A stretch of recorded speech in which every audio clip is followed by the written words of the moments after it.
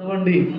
నేను ఏర్పరచుకున్న వారు మీరు భూది గంతముల నుండి నేను పట్టుకొని దాని మూలల నుండి కొనల నుండి పిలుచుకునే వాడను. నీవు నా దాసుడివి దాసురాలివి. నేను నిన్ను వదిలిపెట్టను. నేను ఏర్పరచుకున్నానమ్మా.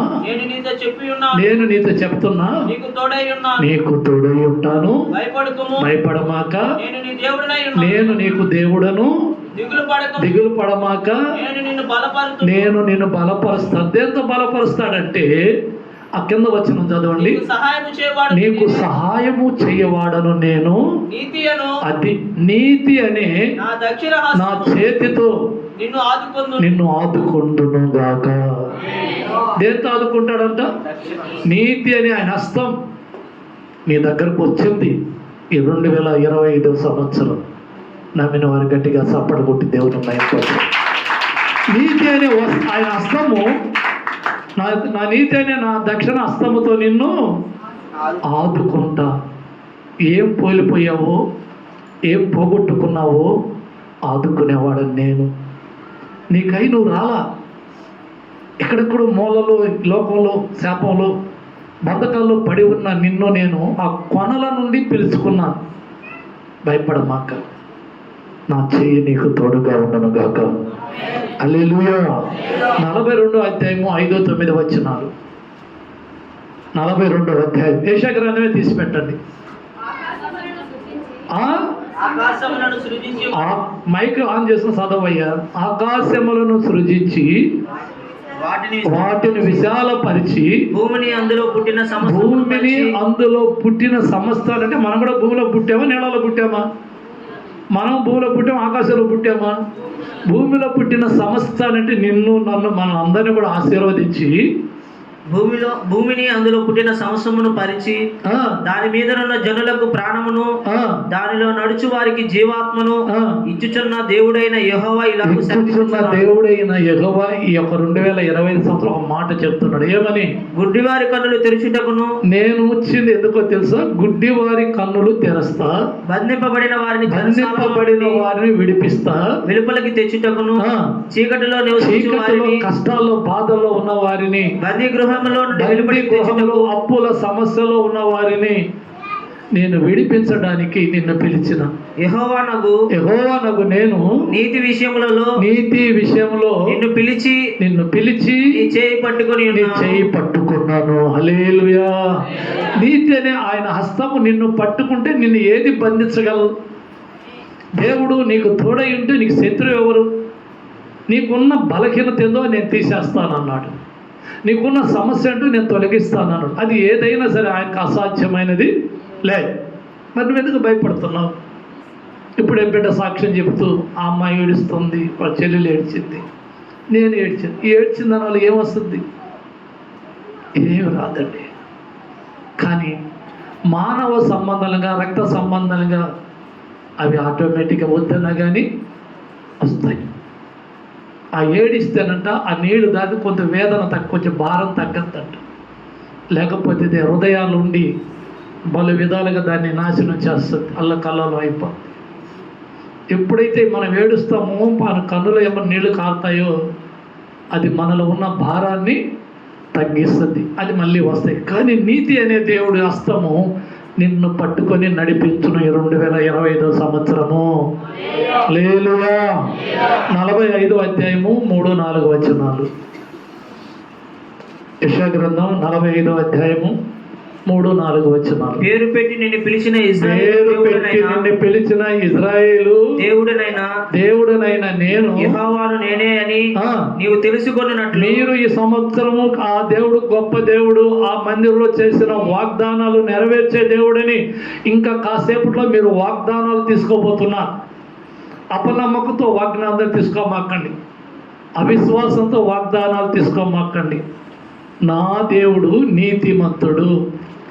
నేను ఎలాంటి దానినైనా, ఎలాంటి వాడినైనా నా దేవుడు నీతిమంతుడు. ఆయన నీతి అనే హస్తంతో నన్ను పట్టుకున్నాడు, నన్ను నడిపిస్తానన్నాడు. ఆయన కృప నిరంతరము నాకు మీద ఉండనుగాక. హల్లెలూయా. అంధకార స్థలములలో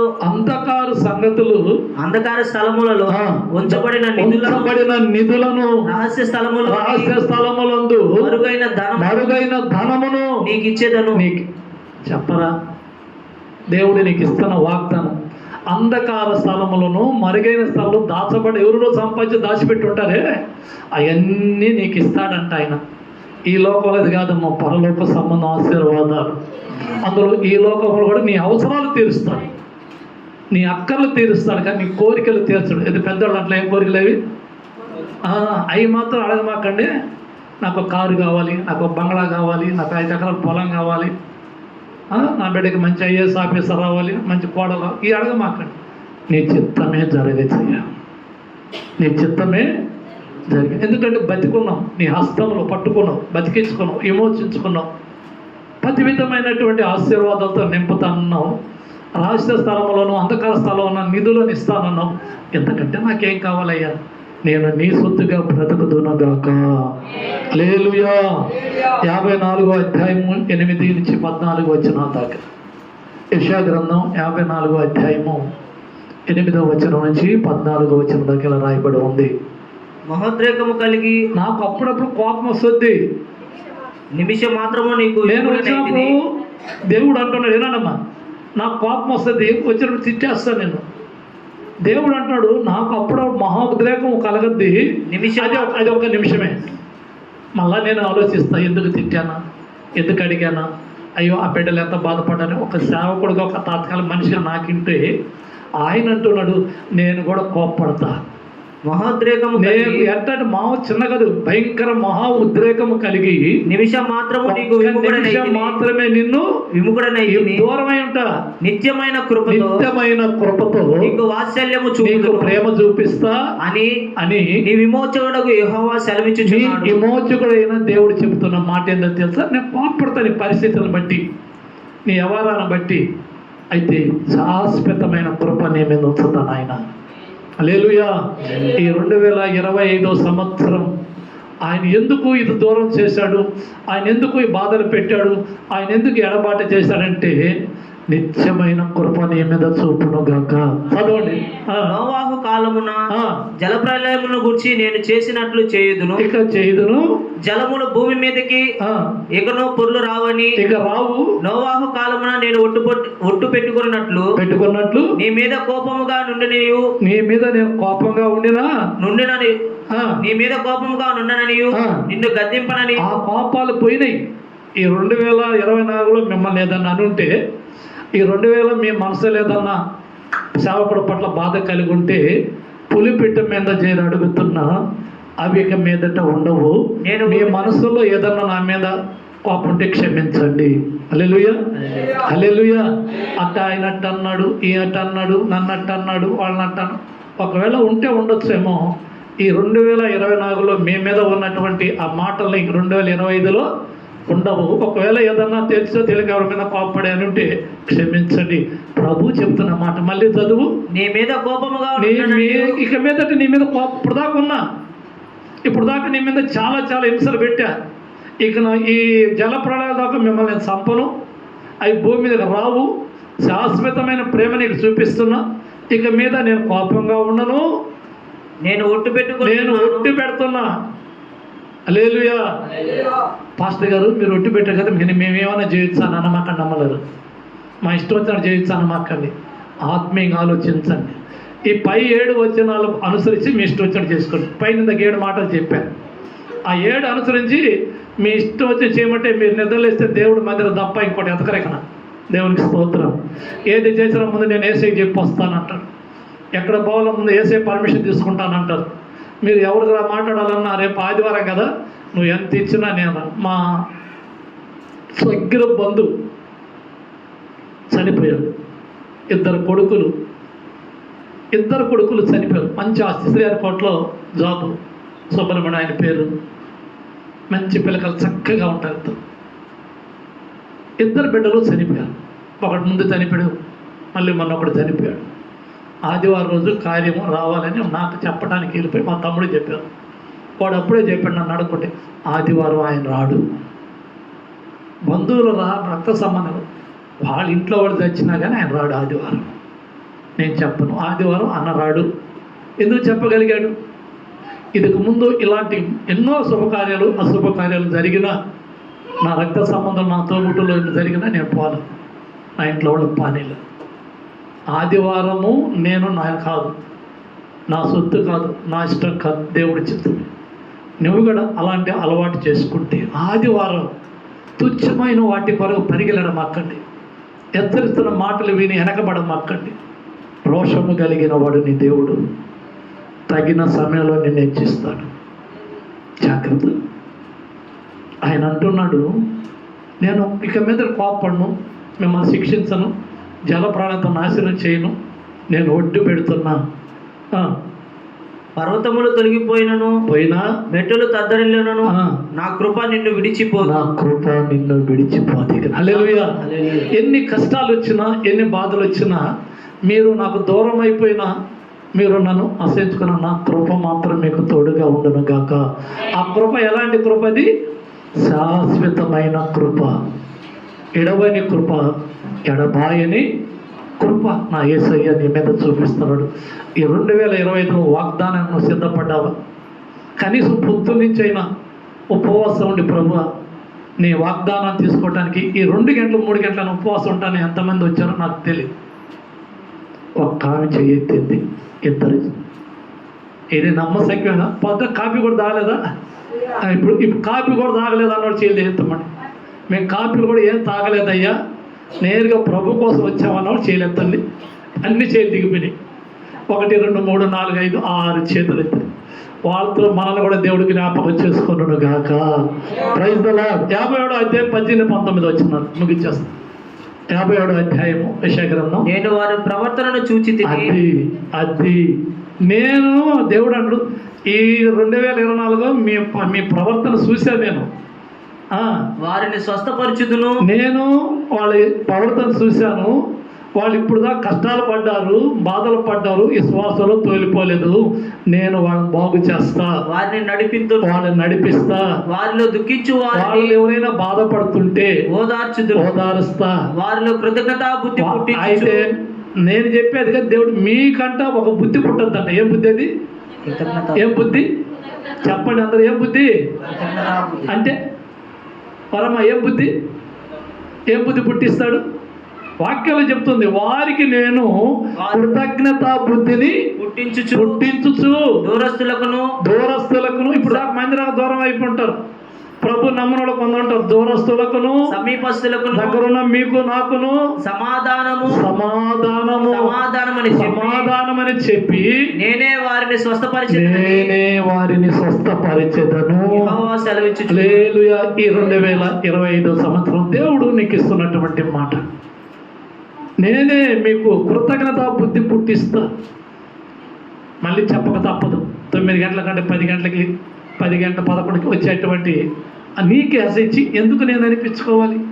ఎందుకు నేనట పోవాలి? వారానికి ఒక్కసారి ఎందుకు అందరిలో నేను ఆయన మమ్మల్ని డైరెక్ట్గా అడగకపోయినా మాకే కదా బాధని లోపల పుచ్చుకున్నానంటే అంటాడు, నేనే వాళ్ళకి కృతజ్ఞతా బుద్ధి పుట్టిస్తాను, వాళ్ళ సమయంలో నడిపిస్తాను, నా నీతినే దక్షిణాస్తం వాళ్ళకి తోడుంచుతాను. ఆఖరి వచనం 66వ అధ్యాయము 13వ వచనం. యెషయా గ్రంథం 66వ అధ్యాయము. ఒకరి తల్లి వారిని ఆదరించినట్టు. హల్లెలూయా. ఒకరి తల్లి వారిని ఆదరించినట్లు నేను మిమ్మల్ని ఆదరించదను. యెరూషలేములోనే మిమ్మలను ఆదరింపబడేది. ఈ మందిరంలోనే. హల్లెలూయా. మీరు ఏం చేస్తారంటే ఈ 2025లో ఆదరించబడుతురు కదా. ఇమ్మానుయేలు రక్తము ఇంపైన యూటగు, ఓ పాపియందు మున్గుము పాపంబు పోవును. యేసుండు నాకు మారుగా ఆ సిల్వ చావగా, శ్రీ యేసు రక్తమెప్పుడు శ్రమించు నాకుగా.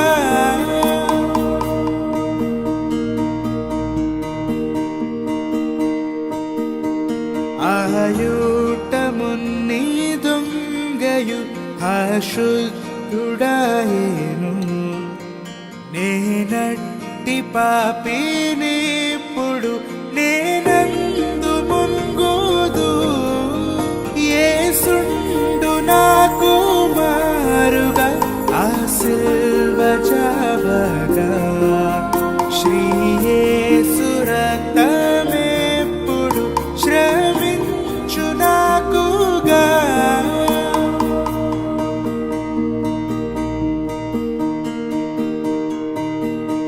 నీ యొక్క పాపమట్టిదే నిర్మూలమౌటకు.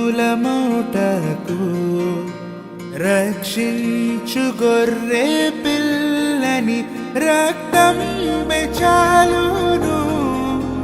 యేసుండు నాకు మారుగా ఆ సిల్వ చావగా. శ్రీ యేసు రక్తమెప్పుడు శ్రమించు నాకుగా.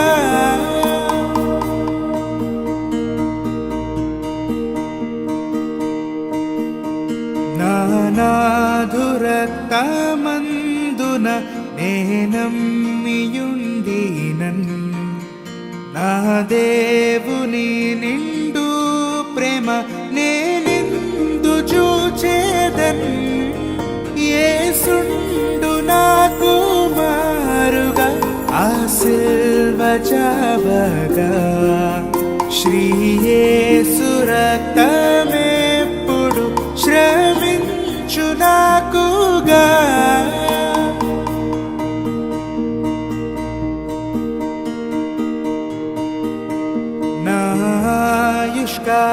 ఆయుష్కాలమంతట నా సంత సంబదే. నా క్రీస్తు యొక్క రొమ్మునన్ నా గానమిత్తియే.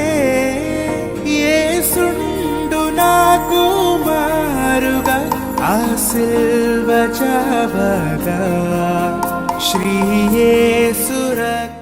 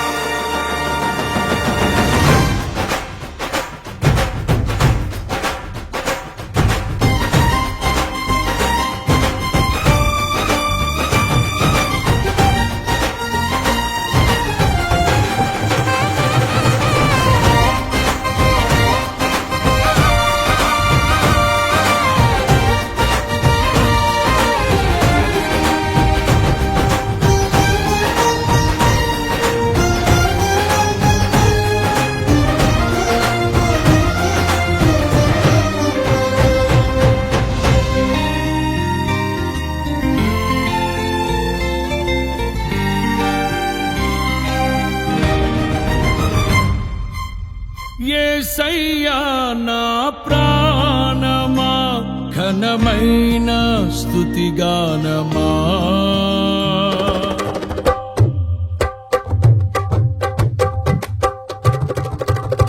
యేసయ్యా నా ప్రాణమా ఘనమైన స్తుతిగానమా. అద్భుతమైన నీ ఆదరణే ఆశ్రయమైన నీ సంరక్షణయే